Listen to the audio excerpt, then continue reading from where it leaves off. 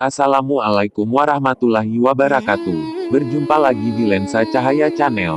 Kali ini kita akan menyimak kisah sahabat Nabi, Said bin Zaid radhiyallahu anhu.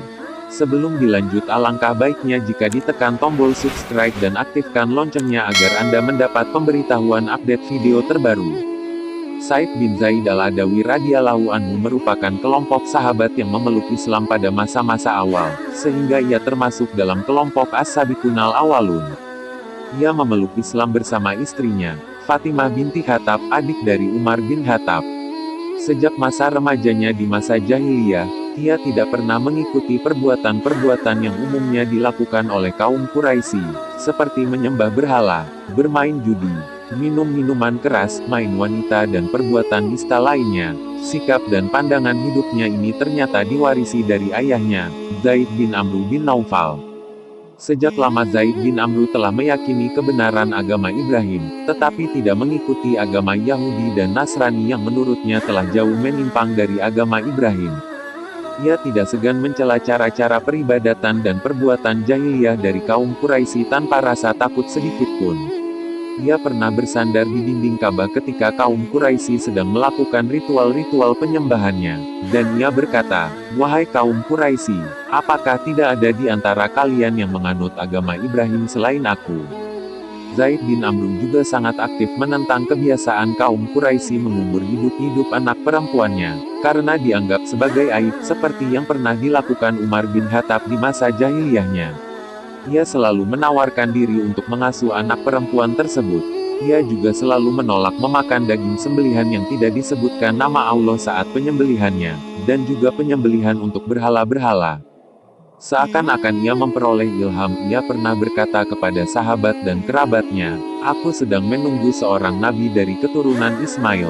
Hanya saja, rasanya aku tidak akan sempat melihatnya, tetapi saya beriman kepadanya dan meyakini kebenarannya." Zaid bin Amru sempat bertemu dan bergaul dengan Nabi Muhammad Sallallahu Alaihi Wasallam sebelum beliau dikukuhkan sebagai Nabi dan Rasul. Sosok pemuda ini, yakni Nabi Muhammad Sallallahu Alaihi Wasallam, sangat mengagumkan bagi dirinya. Di samping akhlaknya yang mulia, pemuda ini juga mempunyai pandangan yang sama dengan dirinya tentang kebiasaan dan ritual jahiliyah kaum Quraisy. Tetapi Zaid meninggal ketika kaum Quraisy sedang memperbaiki Ka'bah, yakni ketika Nabi Sallallahu Alaihi Wasallam berusia 35 tahun. Dengan didikan seperti itulah Said bin Zaid tumbuh dewasa, maka tak heran ketika Nabi Sallallahu Alaihi Wasallam menyampaikan risalahnya, ia dan istrinya langsung menyambut seruan beliau. Tak ada ketakutan dan kekhawatiran walau saat itu kaum Quraisy melancarkan siksaan yang tak terperikan kepada para pemeluk Islam, termasuk Umar bin Khattab, kakak iparnya sendiri yang merupakan jagoan duel di pasar Uqats. Hanya saja ia masih menyembunyikan keislamannya dan istrinya. Sampai suatu ketika Umar yang bertemperamen keras itu mengetahuinya juga. Ketika itu Said dan istrinya sedang mendapatkan pengajaran Al-Quran dari sahabat Khabbab bin Arats, tiba-tiba terdengar ketukan, atau mungkin lebih tepat gedoran di pintu rumahnya. Ketika ditanyakan siapa yang mengetuk tersebut, terdengar jawaban yang garang, "Umar." Suasana khusyuk dalam pengajaran Al-Quran tersebut menjadi kacau. Khabbab segera bersembunyi sambil terus berdoa memohon pertolongan Allah untuk mereka. Said dan istrinya menuju pintu sambil menyembunyikan lembaran-lembaran mushaf di balik bajunya.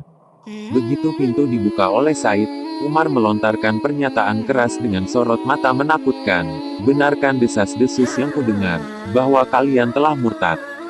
Sebelum kejadian itu, sebenarnya Umar telah membulatkan tekad untuk membunuh Nabi Sallallahu Alaihi Wasallam. Kemarahannya telah memuncak karena kaum Quraisy jadi terpecah belah, mengalami kekacauan dan kegelisahan. Penyebab kesemuanya itu adalah dakwah Islamiyah yang disampaikan Nabi Sallallahu Alaihi Wasallam.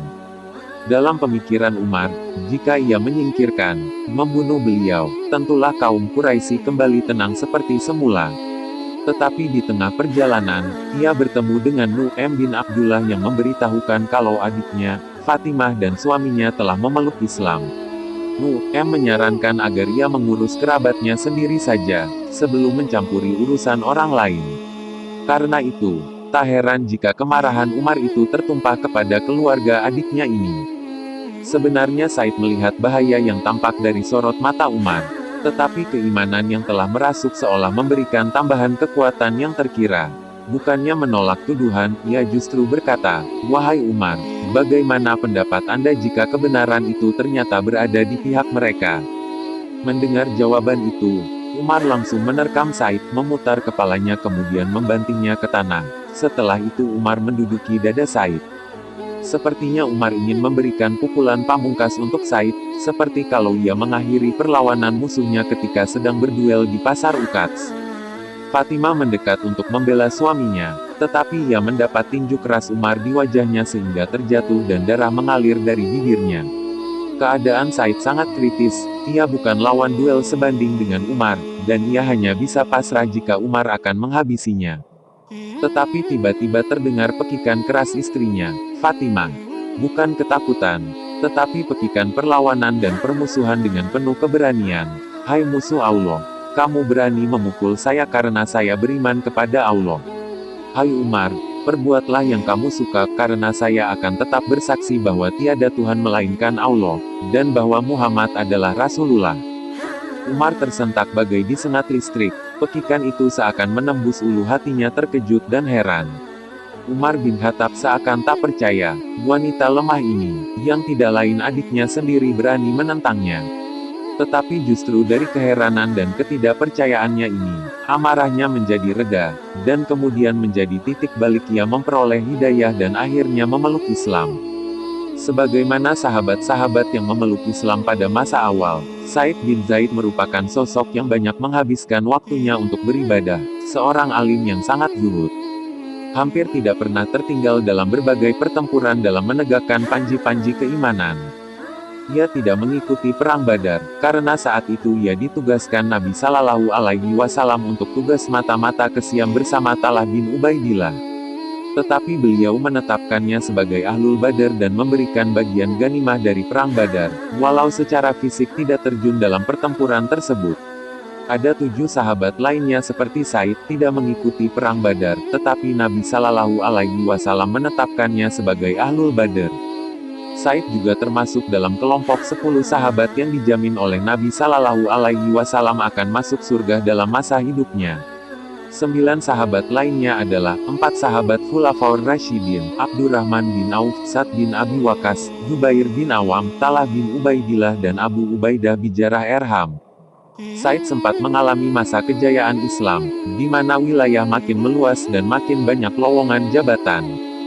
Sesungguhnya lah ia pantas memangku salah satu dari jabatan-jabatan tersebut, tetapi ia memilih untuk menghindarinya. Bahkan dalam banyak pertempuran yang diterjuninya, ia lebih memilih menjadi prajurit biasa. Dalam suatu pasukan besar yang dipimpin oleh Sa'd bin Abi Waqqas, setelah menaklukkan Damaskus, Sa'd menetapkan dirinya sebagai wali negeri, gubernur di sana. Tetapi Said bin Zaid meminta dengan sangat kepada komandannya itu untuk memilih orang lain memegang jabatan tersebut, dan mengizinkannya untuk menjadi prajurit biasa di bawah kepemimpinannya.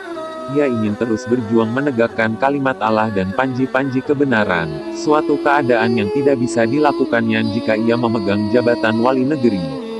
Seperti halnya jabatan yang dihindarinya, begitu juga dengan harta dan kemewahan dunia. Tetapi sejak masa Khalifah Umar, harta kekayaan datang melimpah ruah memenuhi Baitul Mal, perbendaharaan Islam, sehingga mau tidak mau, sahabat-sahabat masa awal seperti Said bin Zaid akan memperoleh bagian juga. Bahkan Khalifah Umar memberikan jatah, bagian, lebih banyak daripada bagian sahabat yang memeluk Islam belakangan, yaitu setelah terjadinya Fathul Makkah. Namun, setiap kali ia memperoleh pembagian harta atau uang, segera saja ia menyedekahkannya lagi, kecuali sekedarnya saja. Namun dengan cara hidupnya yang zuhud itu, masih juga ada orang yang memfitnah dirinya bersikap duniawiyah. Peristiwa itu terjadi pada masa pemerintahan Muawiyah, ketika ia telah menghabiskan sisa hidupnya hanya untuk beribadah di Madinah. Seorang wanita bernama Arwa binti Aus menuduh Said telah merampas tanah miliknya. Pada mulanya Said tidak mau terlalu peduli atau melayani tuduhan tersebut, ia hanya membantah sekedarnya dan menasehati wanita itu untuk tidak membuat kedustaan. Tetapi wanita itu tetap saja dengan tuduhannya, bahkan ia melaporkan kepada gubernur Madinah. Marwan bin Hakam, gubernur Madinah yang masih paman dari Muawiyah, atas laporan Arwa bin Aus itu memanggil Said untuk mempertanggungjawabkan tindakannya. Setelah menghadap, Said membantah tuduhan itu. Ia berkata, apakah mungkin aku menzalimi wanita ini, yakni merampas tanahnya, sedangkan aku mendengar sendiri Rasulullah Shallallahu Alaihi Wasallam bersabda, barang siapa yang menzalimi seseorang dengan sejengkal tanah, maka Allah akan melilitnya dengan 7 lingkaran bumi pada hari kiamat kelak. Said memang meriwayatkan beberapa hadits Nabi Shallallahu Alaihi Wasallam, termasuk hadits yang dijadikan hujahnya itu. Ada hadits senada lainnya yang juga diriwayatkannya, yakni, barang siapa yang berbuat zalim terhadap sejengkal tanah, maka akan dikalungkan kepadanya 7 lapis bumi. Dan barang siapa yang terbunuh karena membela hartanya, maka ia mati syahid. Kemudian Said berbalik menghadap kiblat dan berdoa, ya Allah, apabila dia, wanita itu, sengaja membuat-buat kebohongan ini, janganlah engkau mematikan dirinya kecuali setelah ia menjadi buta, dan hendaklah engkau jadikan sumurnya sebagai kuburannya. Beberapa waktu kemudian Arwa binti Aus menjadi buta, dan dalam keadaan seperti itu ia terjatuh ke dalam sumur miliknya sendiri dan mati di dalamnya. Sebenarnya saat itu Said berdoa tidak terlalu keras, tetapi beberapa orang sempat mendengarnya. Mereka segera saja mengetahui kalau Said bin Zaid dalam kebenaran, dan doanya makbul. Namanya dan kebaikannya jadi semakin dikenal, dan ia banyak didatangi orang untuk minta didoakan. Seperti halnya jabatan dan harta kekayaan, keterkenalan, popularitas juga tidak disukai oleh Said bin Zaid ini. Walaupun ia sebagai sahabat as-sabiqunal awalin, selalu berjuang dan berjihad di jalan Allah setiap kali ada kesempatan. Dan menghabiskan waktu dengan ibadah ketika sedang menggantungkan pedang, bahkan telah dijamin masuk surga oleh Rasulullah Sallallahu Alaihi Wasallam ketika masih hidup bersama hanya 9 sahabat lainnya. Tetapi ia tidak terlalu menonjol dan terkenal dibanding sahabat-sahabat lainnya yang memeluk Islam belakangan, seperti misalnya Khalid bin Walid, Amr bin Ash, Salman Al-Farisi dan lain-lainnya. Hal ini terjadi karena ia memang lebih suka menyembunyikan diri, lebih asyik menyendiri dalam ibadah bersama Allah, walau secara lahiriah ia berada di antara banyak sahabat lainnya. Setelah peristiwa dengan Arwa bin Aus dan banyak orang yang mendatangi dirinya, Said merasa tidak nyaman. Apalagi kehidupan kaum muslimin saat itu, walau tinggal di Madinah, tetapi makin banyak saja yang mengagung-agungkan kemewahan dunia. Jejak kehidupan Nabi Sallallahu Alaihi Wasallam dan para sahabat masa awal, baik dari kalangan muhajirin ataupun ansar, yang selalu sederhana dan zuhud terhadap dunia sedikit demi sedikit mulai memudar. Karena itu Said pindah ke daerah pedalaman, yakni di Akik, dan ia wafat di sana pada tahun 50 atau 51 Hijrah. Tapi jenazahnya dibawa pulang ke Madinah oleh Sa'd bin Abi Waqqas dan Abdullah bin Umar, keponakannya sendiri, kemudian dimakamkan di Baqi, di antara beberapa sahabat Rasulullah Sallallahu Alaihi Wasallam lainnya.